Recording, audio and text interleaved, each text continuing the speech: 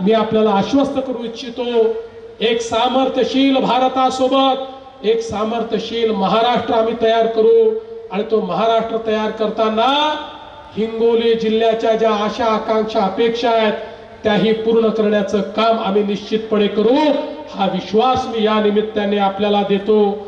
आणि निश्चितच या ठिकाणी हळद संशोधन केंद्राच्या संदर्भात आपण जवळपास 100 कोटी रुपये या ठिकाणी दिलेले आहेत, अजून पैसे त्याला देणार आहोत। आणि गजाननराव घुगेंनी जे सांगितलं त्या प्रकारची जी काही व्यवस्था गजाननराव या ठिकाणी आपल्याला करायची आहे, निश्चितपणे त्यातली टेक्निकॅलिटी मी समजून घेईल। तुम्ही पैशाची चिंता करू नका, लागेल तेवढा पैसा आपण त्याला देऊ।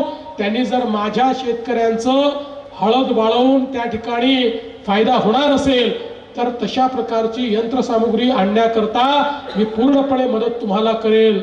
आणि आपल्या सर्वांना कल्पना आहे की या ठिकाणी तानाजीराव मुटकुळे ज्या गोष्टीच्या मागे लागतात त्या गोष्टी सोडत नाही, त्यामुळे लगेच माझ्या कानात येऊन त्यांनी गोरेगावचा विषय मांडलेला आहे आणि गोरेगावचे लोक देखील या ठिकाणी बसलेले आहेत। मी आपल्याला एक गोष्ट सांगतो, एक तालुका नाही, आम्हाला अनेक तालुके तयार करायचे आहेत। त्याच्या संदर्भात काही आमचा विचार चाललेला आहे, ते सगळे एकत्रितच करावे लागतात, एक करून चालत नाही। पण तोपर्यंत तालुक्यामध्ये जे जे काही असतं, तालुका कशाला करतो आपण, तहसीलदार असला पाहिजे, कोर्ट असलं पाहिजे, वेगवेगळे ऑफिसेस असली पाहिजे, अशा प्रकारच्या सगळ्या ऑफिसेस मात्र आपण गोरेगावला सुरू करू। त्याचा प्रस्ताव तुम्ही मला या ठिकाणी द्या, म्हणजे ज्या दिवशी तालुका करण्याचा निर्णय घेऊ त्या दिवशी सगळं तुमच्याकडे तयार असेल, नुसतं नाव हे तालुका करावं लागेल। आणि म्हणून आज मी आपल्याला एवढं आश्वस्त करतो की त्या प्रकारच्या सगळ्या व्यवस्था गोरेगावला आपण उपलब्ध करून देऊ आणि नवीन तालुक्यांचा जेव्हा एकत्रित निर्णय घेऊ त्यावेळी निश्चितपणे गोरेगावला सर्वात जास्त प्राधान्य आम्ही देऊ, हे आपल्याला या निमित्ताने सांगतो।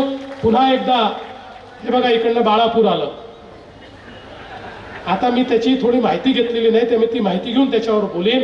याचं मला माहिती आहे, कारण 19ला अतिरिक्त तालुका मीच तयार केला होता, त्याच्यामुळे याची मला माहिती आहे। पण आपल्या ज्या आशा आकांक्षा अपेक्षा आहेत त्या निश्चितपणे आम्ही पूर्ण करू, हा विश्वास मी आपल्याला देतो। आणि आपण सगळ्यांनी आमचं जे स्वागत केलं, सत्कार केला त्याबद्दल